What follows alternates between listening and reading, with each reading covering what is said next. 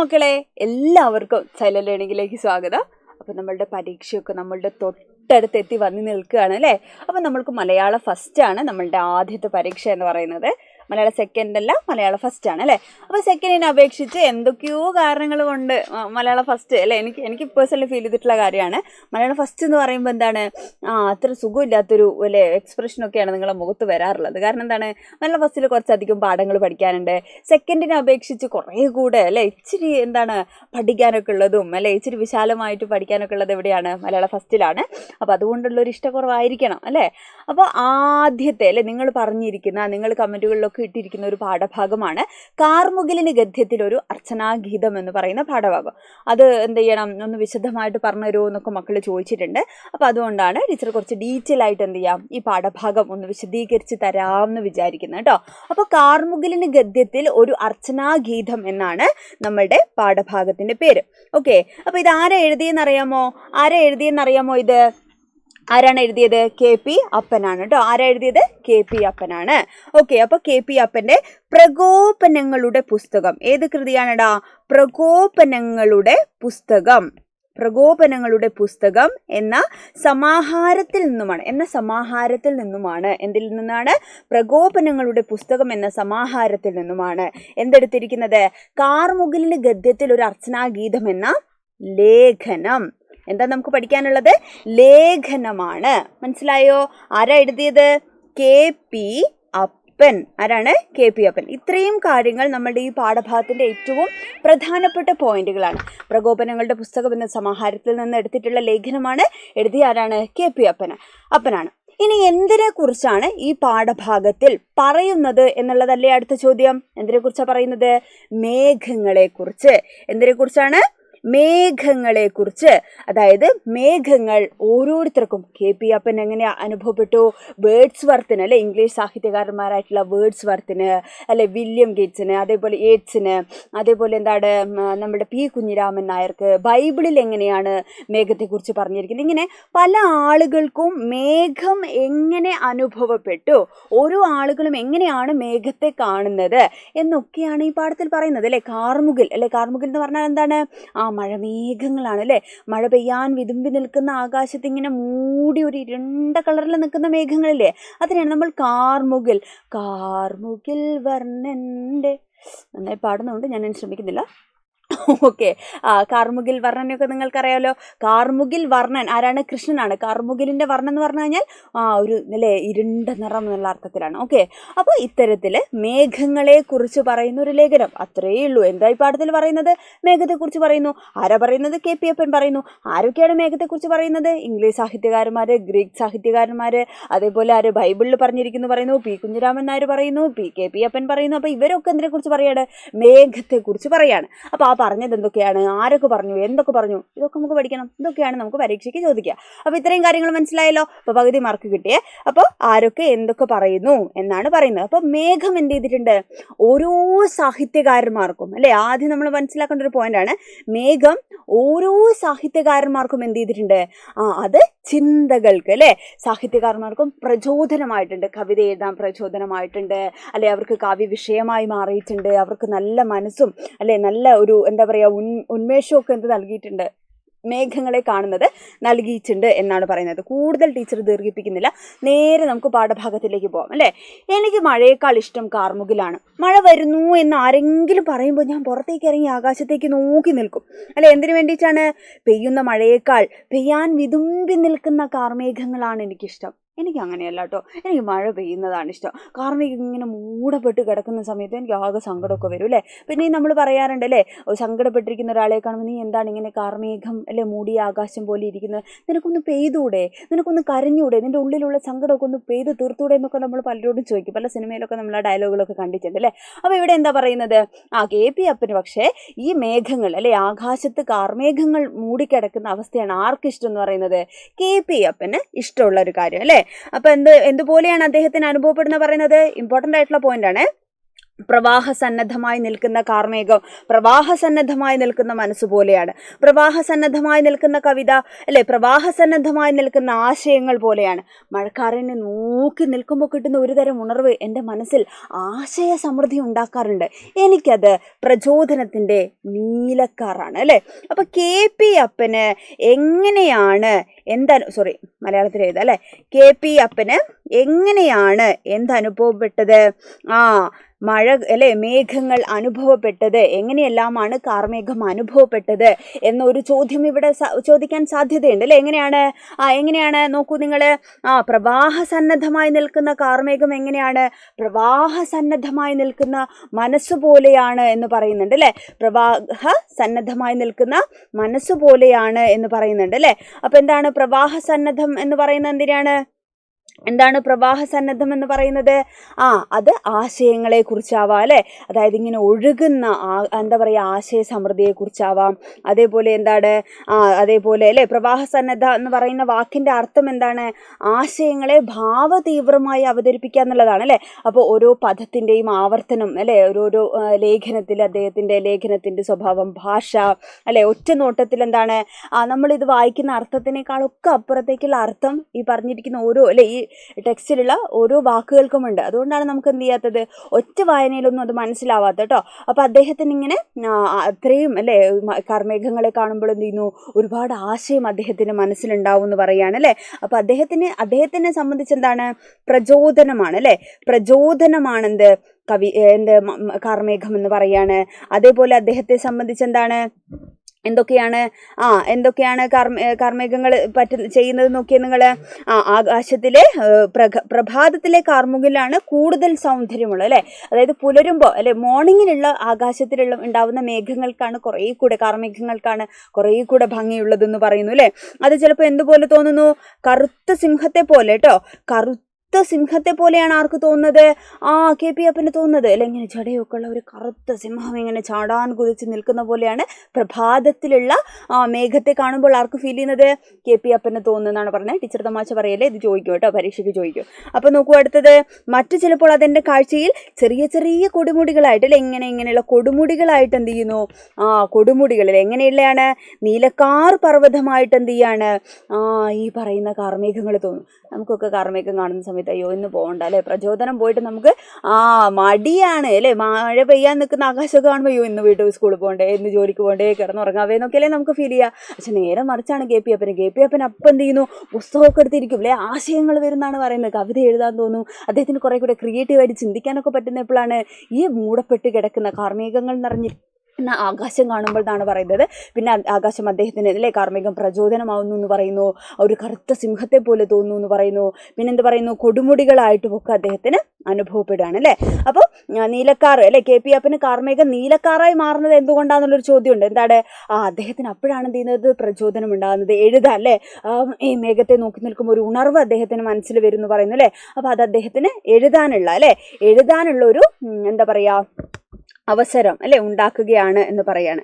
ഇനി നോക്കൂ, ആകാശത്തിലെ മഹാവിസ്തൃതിയിൽ കാർമുകിൽ ഏകാന്തത അനുഭവിക്കുന്നതായി എനിക്ക് തോന്നാറുണ്ട് അല്ലെ. കാർമുകിൽ എന്താണ്? ഏകാന്തത അനുഭവിക്കുന്നതായിട്ട്. ആകാശം അത്രയും വിശാലമാണ് അല്ലെ. അപ്പോൾ ആകാശത്തിൽ ഒരു കുഞ്ഞിതാണ് മേഘം അല്ലെ, ഒറ്റയ്ക്കായി പോയത് ഏകാന്തത അനുഭവിക്കുന്ന ഒന്നാണ് മേഘം എന്ന് ആർക്ക് തോന്നുകയാണ്? KP അപ്പന് തോന്നുകയാണ്. അപ്പോൾ അദ്ദേഹം മറ്റൊരു ഇംഗ്ലീഷ് സാഹിത്യകാരനെ കൂടെ പറയാണ് അല്ലെ. ആരെക്കുറിച്ചാണ് പറയുന്നത്? വേർഡ്സ്വർത്ത് കേട്ടോ, വില്യം വേർഡ്സ്വർത്ത്. വേർഡ്സ്വർത്തിന്റെ ഏകാഗി എന്ന് പറയുന്ന സങ്കല്പം അല്ലെ അദ്ദേഹം പറയുന്നുണ്ട്. വേർഡ്സ്വർത്ത് എന്താ പറയുന്നത്? മേഘം ഏകാഗിയാണ് എന്ന് പറയാണ് അല്ലെ, ഒറ്റയ്ക്കാണെന്ന് പറയണം. അപ്പോൾ വേർഡ്സ്വർത്തിന്റെ ചിന്തയാണെന്ത്? ഏകാഗി അല്ലെ, മേഘം ഏകാഗിയാണെന്ന് പറയുന്നത് അല്ലെ. അതേപോലെ ആ ഭാവനയുമായിട്ട് എന്ത് ചെയ്യാണ്? എൻ്റെ ചിന്ത പെട്ടെന്ന് താതാത്മ്യത്തിലാവാണ്. കാരണം എനിക്കും KP അപ്പനും ഫീൽ ചെയ്യുന്നു എന്ത്? മേഘം ഒറ്റയ്ക്കാണ് അല്ലെ. വേർഡ്സ്വർത്ത് പറഞ്ഞതുപോലെ മേഘം ഏകാഗിയാണ്, അതിന് കൂടെ ആരുമില്ല അല്ലെ, അതിന് കമ്പനിക്കാരില്ല, സുഹൃത്തുക്കളില്ല, കുടുംബക്കാരില്ല, ആരും ഇല്ലല്ലോ, മേഘം ഒറ്റയ്ക്കാണല്ലോ എന്നാർക്കും തോന്നുകയാണ്. KP അപ്പനും ഫീൽ ചെയ്യാണ്. അതാണ് മേഘം ഏകാഗിയാണ് എന്നുള്ള ചിന്താധാരയാണ്, വേർഡ്സ്വർത്തിൻ്റെയാണ്, മറന്നു പോവരുത്. നെക്സ്റ്റ് നോക്കൂ നിങ്ങൾ. വില്യം ബ്ലാക്കിന് മേഘം എന്താണ്? ദൈവത്തിൻ്റെ തേരായിരുന്നു കേട്ടോ. ദൈവത്തിൻ്റെ തേരായിരുന്നു ആർക്ക്? വില്യം ബ്ലാക്കിന് ദൈവത്തിൻ്റെ തേരായിരുന്നു എന്ത്? മേഘം എന്ന് പറയുന്നത്. ഓക്കെ, ഇനി എന്താണ്? പെട്ടെന്ന് കാണപ്പെടുകയും ക്ഷണത്തിൽ തിരോഭവിക്കുകയും ചെയ്യുന്ന മേഘം യേറ്റ്സിന് എന്താണ് ഫലപ്രദമല്ലാത്ത തത്വമായിരുന്നു. ഓക്കെ, ഫലപ്രദമല്ലാത്ത തത്വമായിരുന്നു. ആരെ സംബന്ധിച്ച്? വില്യം ബ്ലാക്കിനെ സംബന്ധിച്ച് മേഘം എന്ന് പറയുന്നത്. ആരെ സംബന്ധിച്ചാണ്? യേറ്റ്സിനെ സംബന്ധിച്ച് കേട്ടോ, ഫലപ്രദമില്ലാത്ത തത്വമായിരുന്നു. മറ്റു ചില കവിഭാവനകളിലോ മേഘങ്ങൾ സർവശക്തന്റെ തൂണുകളാണ്, ഈശ്വരന്റെ തൂണുകളാണ് കേട്ടോ. സർവശക്തൻ അതിന്റെ പിന്നിൽ മറഞ്ഞിരിക്കുന്നതായിട്ട് സങ്കല്പിക്കുന്നുണ്ട് അല്ലെ. ചില വിശ്വാസങ്ങളിൽ എന്താണ്? ദൈവത്തിന്റെ തൂണുകളായിട്ടും, ദൈവം ഈ തൂണിന്റെ ഈ മേഘത്തിന്റെ മറവിൽ ഒളിച്ചിരുന്നിട്ടാണ് നമ്മൾ ചെയ്യുന്ന വൃത്തികേടുകളൊക്കെ നോക്കുന്നത്.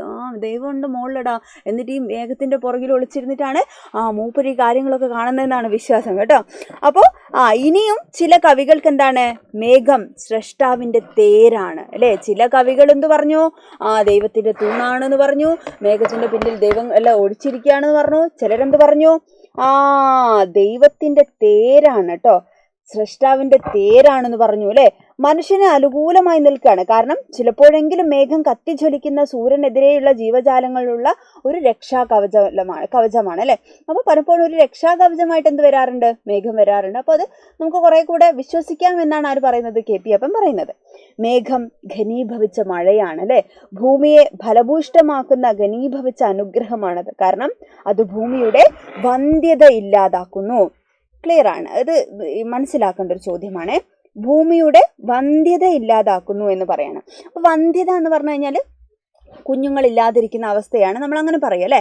അപ്പോൾ ഭൂമിയുടെ വന്ധ്യത ഇല്ലാതാക്കുന്നു എന്ന് പറഞ്ഞു കഴിഞ്ഞാൽ ഭൂമിയിൽ കുഞ്ഞുങ്ങളില്ലാത്ത അവസ്ഥ ഇല്ലാതാക്കുകയാണ്. കാരണം ഭൂമിയിൽ മഴ പെയ്യുമ്പോഴാണ് വിത്തുകൾ ഉണ്ടാവുന്നത്, ചെടികൾ ഉണ്ടാവുന്നത്, ജീവജാലങ്ങൾ ഉണ്ടാവുന്നത്. അത് ഭൂമിയെ സംബന്ധിച്ച് എന്താണ്? ഭൂമിയുടെ കുഞ്ഞുങ്ങളാണ്. അപ്പം മഴ പെയ്യുമ്പോൾ എന്ത് ചെയ്യുന്നു? ഭൂമിയുടെ വന്ധ്യത ഇല്ലാതാവുന്നു, ഭൂമിയിലെ അടുത്ത തലമുറ ഉണ്ടാവുന്നു അല്ലെ, ജീവൻ ഉണ്ടാവുന്നു, ജീവജാലങ്ങൾ ഉണ്ടാവുന്നു. ഇത്ര മനോഹരമായ കൽപ്പനയെ നോക്കൂ, അതും ഇമ്പോർട്ടൻ്റ് ആണ് കേട്ടോ, ഒക്കെ മനസ്സിലാക്കി വെക്കണേ. അടുത്ത് നോക്കൂ, മേഘങ്ങൾ ഉണ്ടാകുന്നതിന്റെ ദുരൂഹത ഭൂതകാലത്തിലെ മനസ്സിലൊരു പ്രശ്നമായിരുന്നു. അരിസ്റ്റോഫീനസിന്റെ മേഘങ്ങൾ വായിച്ചു തോർക്കുന്നു അല്ലെ. അരിസ്റ്റോഫീനസ് ആണ് എന്ത് ചെയ്തത്? മേഘങ്ങൾ എന്ന കൃതി എഴുതിയത്. അദ്ദേഹം സോക്രട്ടീസിന്റെ ദൈവനിന്ദയെ വിമർശിക്കാനും അദ്ദേഹത്തിൻ്റെത് ന്യായരഹിതമായ വാദങ്ങളാണ് സമർത്ഥിക്കാനും വേണ്ടിയാണ് അരിസ്റ്റോഫീനസ് മേഘങ്ങൾ എന്ന കോമഡി എഴുതിയത്. ആ നാടകത്തിൽ മേഘങ്ങളുടെ ഉജ്ജ്വലമായ സംഘഗാനം നാം കേൾക്കുന്നു. കാടും കൊടുങ്കാറ്റും അവ്യവസ്ഥയും കൊണ്ടുവന്നത് മേഘങ്ങളാണെന്ന് പറയുന്നു. കാറ്റും മഴയും കൊണ്ടുവന്നത് സ്യൂസ് അല്ല, മേഘങ്ങളാണെന്ന് സോക്രട്ടീസ് പറയുന്നു. മേഘങ്ങൾ ഉണ്ടാകുന്നത് എങ്ങനെയെന്ന ചോദ്യത്തിന് അത് ഊർജം മൂലമാണെന്ന് സോക്രട്ടീസ് മറുപടി പറയുന്നു. സ്യൂസ് അല്ല, ഡിനോസ് എന്ന സൂക്ഷ്മ വസ്തുവാണ് മേഘത്തെ സൃഷ്ടിക്കുന്നതെന്നായിരുന്നു സോക്രട്ടീസിന്റെ വാദം. സോക്രട്ടീസിനെ കളിയാക്കാൻ വേണ്ടി തന്നെയാണ് ഇതൊക്കെ അവതരിപ്പിക്കുന്നത്. എന്നാൽ ഇതിന് പ്രേരകമായി തീർന്നത് മേഘങ്ങൾ ഉണ്ടാകുന്നതിന്റെ ദുരൂഹതയായിരുന്നു അല്ലെ. പ്രാചീനത്തിലെ കവികൾ എന്താണ്? മാത്രമല്ല നാടകകൃത്തുക്കളും എന്ത് ചെയ്തു? അനിർവചനീയതയെ വിഷയമാക്കിയിരുന്നു എന്നാണ് പറയുന്നത്. അപ്പോൾ അരിസ്റ്റോഫീനസ് എഴുതിയ മേഘങ്ങൾ എന്ന നാടകം അല്ലെ, എഴുതാനിടയായ സാഹചര്യം എന്താണ്? അരിസ്റ്റോഫീനസിന്റെ ആണ് മേഘങ്ങൾ എന്ന നാടകം അല്ലെ. എന്താണ് അദ്ദേഹം എഴുതാനിടയായ സാഹചര്യം? മേഘങ്ങൾ എഴുതാനിടയായ സാഹചര്യം എന്താണ്? എന്തിനാണ് അദ്ദേഹം മേഘങ്ങൾ എന്ന് പറയുന്ന കൃതി എഴുതിയത്, നാടകം എഴുതിയത്? എന്തിനാണ്? സോക്രട്ടീസ് അല്ലെ, സോക്രട്ടീസ് എന്ന് പറയുന്ന സാഹിത്യകാരന്റെ ദൈവനിന്ദയെ വിമർശിക്കാനോ മേഘങ്ങൾ അല്ലെ ഉണ്ടായത് എങ്ങനെയെന്ന് പറയാനാണ് അല്ലെ. ഊർജം മൂലമാണ് എന്ന സോക്രട്ടീസിന്റെ വാദം തെറ്റാണെന്ന് സമർത്ഥിക്കാൻ വേണ്ടിയിട്ടാണ് എന്ത് ചെയ്തിട്ടുള്ളത്? അരിസ്റ്റോഫനസ് മേഘം അല്ലെ, ഊർജം മൂലമാണ് മേഘങ്ങൾ ഉണ്ടായത് എന്ന സോക്രട്ടീസിന്റെ ആ വാദത്തെ അല്ലെ തെറ്റാണ് എന്ന് പറയാൻ വേണ്ടിയിട്ടാണ് മേഘങ്ങൾ എന്ന നാടകം ആരെഴുതിയത്? അരിസ്റ്റോഫനസ് എഴുതിയിട്ടുള്ളത്. ക്ലിയർ ആണോ മക്കൾക്ക്? പിന്നെ ദൈവത്തിന്റെ തേരാണ് എന്ന് പറയുന്നുണ്ട് അല്ലെ. ആരാ പറയുന്നത്? വില്യം ബ്ലേക്ക് ആണ് പറയുന്നത്. ആദ്യത്തെ ഭാഗത്ത് നമ്മൾ വായിച്ചു. അപ്പൊ തേര് വേഗതയുടെ ചിഹ്നമാണ്, എപ്പോഴും വേഗത്തിൽ ഓടുന്നതാണ് തേര് അല്ലെ. അപ്പൊ ദൈവത്തിന്റെ സഞ്ചാരം എന്താണ്? മേഘമാകുന്ന തേരിലൂടെ. മേഘം ഇങ്ങനെ നോക്കി നിൽക്കുമ്പോൾ നമ്മൾ കാണാണ്ടാവില്ലേ, അത് പെട്ടെന്ന് പോകും അല്ലെ. അപ്പൊ അതുപോലെയാണ് എന്ത്? ദൈവം അല്ലെ, ദൈവത്തിന്റെ തേര് അതും സ്പീഡിൽ പോകുന്നതാണ് അല്ലെ. അപ്പൊ ദൈവത്തെക്കുറിച്ചും മേഘത്തെക്കുറിച്ചും നിൽക്കുന്ന നിഗൂഢത അല്ലെ, ഒരു നിഗൂഢതയാണ് എന്ത് ചെയ്യുന്നത്? ഇവിടെ പറയുന്നതെന്നാണ് പറയുന്നത്. നോക്കൂ മക്കള്, അടുത്ത നോക്കിയേ. മേഘങ്ങളുടെ വരവും പോക്കും മനുഷ്യബോധത്തിന് അജ്ഞാതമാണെന്ന ചിന്ത ബൈബിളിലുണ്ട്. ഓക്കെ, ദൈവങ്ങളുടെ വരവും പോക്കും എന്താണ്? അത് അജ്ഞാതമാണ്, ആർക്കും അറിയില്ല അല്ലെ. എങ്ങനെയാണ്? ആരും ദൈവത്തെ കണ്ടിട്ടില്ലല്ലോ, എന്താണെന്നൊന്നും നമുക്ക് മുൻ എക്സ്പീരിയൻസ് ഒന്നും നമുക്കില്ലല്ലോ. അപ്പൊ അതൊക്കെ അജ്ഞാതമാണ്. ആളുകൾ പറയുന്നു ഇങ്ങനെയാണ് അങ്ങനെയാണെന്നൊക്കെ പറയുന്നത് നമ്മളും വിശ്വസിക്കുകയാണ് അല്ലെ. അപ്പോൾ ഇവിടെ നോക്കൂ, അത്ഭുതകരങ്ങളായ വചനങ്ങളാണ് മേഘത്തെക്കുറിച്ച് വേദപുസ്തകത്തിലുള്ളത് അല്ലെ. ഇനി ഒരു ചോദ്യമാണ്, വേദപുസ്തകത്തിൽ എങ്ങനെയാണ് എന്ത് പറയുന്നത് ദൈവത്തെക്കുറിച്ച് അല്ലെങ്കിൽ മേഘത്തെക്കുറിച്ച് അല്ലെ, വേദപുസ്തകത്തിൽ മേഘത്തെ എന്തായിട്ടാണ് കാണുന്നത് എന്നൊക്കെ ഒരു ചോദ്യം ചോദിക്കുക അല്ലെ. അപ്പൊ എങ്ങനെയാണ്, മേഘങ്ങൾ ആകാശത്തു തന്നെ കാണപ്പെടുകയും അതിവേഗം തിരോഭവിക്കുകയും ചെയ്യുന്നു. അതിനാൽ വേദപുസ്തകത്തിൽ മേഘം അനിത്യതയുടെ പ്രതീകമായി, അനിത്യത എന്ന് വെച്ച് കഴിഞ്ഞാൽ നിത്യതയുടെ ഓപ്പോസിറ്റ് ആണ് അല്ലെ, ഒരിക്കലും എന്ത് ചെയ്യുന്നില്ല, ശാശ്വതമായി നിൽക്കുന്നില്ല, അത് പ്രതീകമായി കടന്നു വരികയാണ് അല്ലെ, അനിത്യതയുടെ പ്രതീകമായി കടന്നു വരുന്നു. ചിലപ്പോൾ അത് കഷ്ടതയുടെ അടയാളമാണ്, വാർദ്ധക്യത്തിന്റെ അടയാളമായിട്ടും മേഘം എന്ത് ചെയ്യാറുണ്ട്, ഭാവനം ചെയ്യപ്പെടാറുണ്ട് അല്ലെ.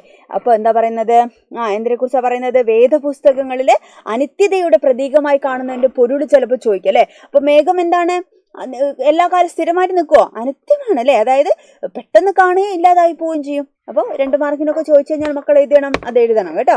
അടുത്ത നോക്കൂ, മേഘങ്ങളിൽ മഴവെള്ളം നിറച്ചു വെച്ചിരിക്കുന്നത് ഇയ്യോബിന്റെ പുസ്തകത്തിൽ പറയുന്നുണ്ട് അല്ലെ. ഇയ്യോബിന്റെ പുസ്തകത്തിൽ എന്ത് പറയുന്നുണ്ട്, മേഘങ്ങളില് വെള്ളം ഇങ്ങനെ നിറച്ചു വെച്ചിട്ടുണ്ട് എന്ന് പറയുകയാണ് അല്ലെ. അപ്പോൾ ഔന്നിത്യത്തിന്റെ അടയാളമായും മേഘം പ്രത്യക്ഷപ്പെടുന്നുണ്ട്. ഇയ്യോബിന്റെ പുസ്തകത്തില് എന്ത് പറയുന്നു, മഴവെള്ളം അല്ലെ, മേഘങ്ങളിൽ മഴവെള്ളം നിറച്ചു വെച്ചിരിക്കുകയാണെന്ന് പറയുന്നു. അതേപോലെ ഔന്നിത്യത്തിന്റെ അടയാളമായിട്ട് മേഘത്തെ ഒക്കെ പറയുന്നു. ചില സന്ദർഭങ്ങളിൽ സമുദ്രത്തിന്റെ വസ്ത്രമായി മേഘങ്ങൾ എന്ത് ചെയ്യാറുണ്ട്, സമുദ്രത്തിന്റെ വസ്ത്രമായി ചില സന്ദർഭങ്ങളിൽ മേഘത്തെ എന്ത് ചെയ്യാറുണ്ട്, കൽപ്പന ചെയ്യാറുണ്ട് സാഹിത്യകാരന്മാർ കേട്ടോ. മേഘങ്ങൾ യോഗാത്മക തലങ്ങളിൽ വിശദീകരിക്കപ്പെടുന്ന ഒരുപാട് സന്ദർഭങ്ങൾ എവിടെയുണ്ട്, വേദപുസ്തകത്തിലുണ്ട് അല്ലെ. വേദപുസ്തകത്തിലും പല സന്ദർഭങ്ങളിലും എന്തിനെ കുറിച്ച് പറയുന്നുണ്ട്, മേഘത്തെ കുറിച്ച് പറയുന്നുണ്ട് അല്ലെ. പുറപ്പാട് പുസ്തകത്തിൽ മേഘം ദൈവത്തിന്റെ സാന്നിധ്യത്തെ ധ്വനിപ്പിക്കുന്നതാണ്, ദൈവ സാന്നിധ്യത്തെയാണ് എന്ത് കാണിക്കുന്നത്, പുറപ്പാട് പുസ്തകത്തിൽ എന്ത് കാണിക്കുന്നത്, മേഘങ്ങളെ കുറിച്ച് പറയുന്നതെന്നാണ് പറയുന്നത് കേട്ടോ. ദൈവത്തെ ജനങ്ങളിൽ നിന്ന് മേഘം എന്ത് ചെയ്യാണ്, മറച്ചു പിടിക്കുന്നത്. നേരത്തെ നമ്മൾ പറഞ്ഞില്ലേ ഒളിച്ചിരിക്കുന്നു എന്ന്. അപ്പൊ ജനങ്ങളിൽ നിന്ന് അല്ലെ, താഴെ ഭൂമിയിൽ നിന്ന് കാണുന്ന മനുഷ്യരിൽ നിന്ന് ദൈവത്തെ എന്ത് ചെയ്യാണ്, മറച്ചു പിടിക്കുന്ന ഇപ്പൊ ഇത് ദൈവമാണെങ്കിൽ നമ്മൾ മനുഷ്യരാണെങ്കിൽ അതിന്റെ ഇടയിൽ എന്തുണ്ടടാ, ഇത് മേഘം അല്ലെ. മേഘം എന്ത് ചെയ്യാണ്, മറച്ചു പിടിക്കുകയാണ് ദൈവത്തെ. നമുക്ക് എന്ത് ചെയ്യാൻ പറ്റില്ല, നമ്മൾ കാണുമ്പോൾ ദൈവത്തെ കാണാൻ പറ്റില്ല അല്ലെ. അപ്പൊ അങ്ങനെ എന്ത് ചെയ്യുന്നു, ഒളിച്ചിരിക്കുകയാണ് എന്നാണ്, മറച്ചു പിടിക്കുകയാണെന്നാണ് പറയുന്നത്. ഇനിയോ, മേഘങ്ങൾ യഹോവയുടെ രഥമാണെന്ന് പറയുന്നു. ഇതൊക്കെ പോയിന്റുകളാണ്. മേഘങ്ങൾ എന്താണ്, യഹോവയുടെ രഥമാണെന്ന് പറയുന്നു. മിശിഹായും അവന്റെ ഭക്തന്മാരും മേഘത്തിലൂടെ സ്വർഗത്തിലേക്ക് പ്രവേശിക്കുന്നു എന്ന കൽപ്പനയും ഇവിടെ കാണാം, ബൈബിളിൽ നമുക്ക് കാണാമെന്നാണ് പറയുന്നത്. പി കുഞ്ഞിരാമൻ നായർ വർഷമേഘത്തിന്റെ പാട്ട് കേൾക്കുന്നത് എൻ്റെ ഓർമ്മയിൽ വരുന്നു. ഇനി അവസാനത്തെ പാരഗ്രാഫിൽ കെ പി അപ്പൻ പറയുന്ന ആരെ കുറിച്ചാണ്, പി കുഞ്ഞിരാമൻ നായരെ കുറിച്ചാണ്. അദ്ദേഹം മലയാളത്തിലെ വളരെ പ്രധാനപ്പെട്ട ഒരു കവിയാണ് അല്ലെ. ഒരുപാട് പരാമർശമുള്ള കവിതകൾ എഴുതിയിട്ടുണ്ട് അല്ലെ. ഒരുപാട് അല്ലെ, ഒരു സൗന്ദര്യോപാസകനാണ്. എപ്പോഴും പ്രകൃതിയിലുള്ള സൗന്ദര്യത്തെ ഇങ്ങനെ അടുത്തടി വെച്ച് അകലേക്ക് പായാൻ നോക്കും, വെളിച്ചമേ നിന്നെ മെരുക്കുവാൻ നോക്കും ഞാൻ എന്താണ്, മരിക്കുവോളവും എന്നാണ് പറയുന്നത് അല്ലെ. അപ്പോൾ അത്തരത്തില് പ്രകൃതിയിലുള്ള ഓരോ അല്ലെ എന്താണ് സൗന്ദര്യത്തെയും എന്ത് ചെയ്യാണ്, കണ്ടെത്തുന്ന ആളാണ് ആര്, നമ്മുടെ പി കുഞ്ഞിരാമൻ നായർ. അപ്പൊ അദ്ദേഹം എങ്ങനെയാണ് മേഘത്തെക്കുറിച്ച് പറഞ്ഞിരിക്കുന്നതെന്നാണ് ഇവിടെ പറയുന്നത്. അദ്ദേഹത്തിന്റെ കർക്കടകമാരി മേഘം വരുന്നു എന്ന് തുടങ്ങുന്ന വരികൾ ഓർമ്മ വരുന്നു.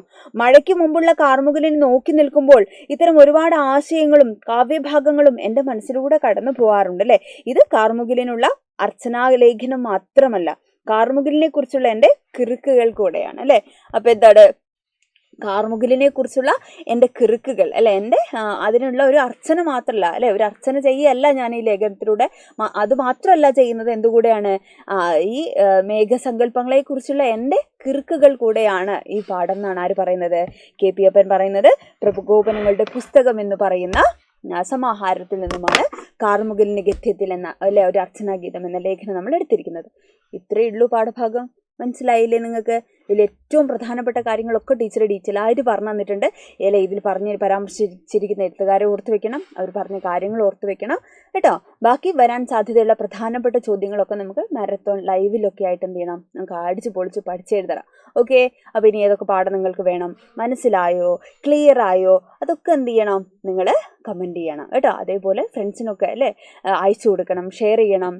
നമ്മുടെ ലൈവിലൊക്കെ നമുക്ക് ഉഷാറായിട്ട് ബാക്കിയുള്ള പാഠഭാഗങ്ങൾ നമുക്ക് പഠിക്കണം. അപ്പോൾ ഓക്കെ അല്ലേ, സെറ്റല്ലേ, എല്ലാവരും പഠിച്ചു തുടങ്ങല്ലേ? ഓക്കെ, അപ്പം നമുക്ക് അടുത്തൊരു ക്ലാസ്സിൽ എന്ത് ചെയ്യാടാ, വീണ്ടും കാണാം. Bye bye.